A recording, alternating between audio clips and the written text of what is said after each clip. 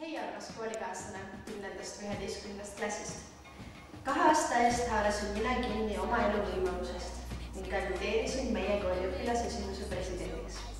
Nüüd on sinul see võimalus.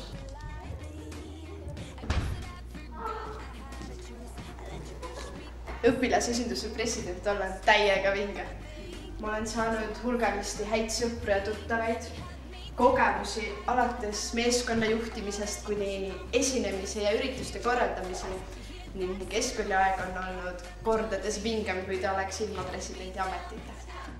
Hea neiumi noormees 10.–11. klassist, kes sa tunned, et tahaksid midagi ise ära teha ja muuta oma keskkooliaeg megavingeks, siis tule 14.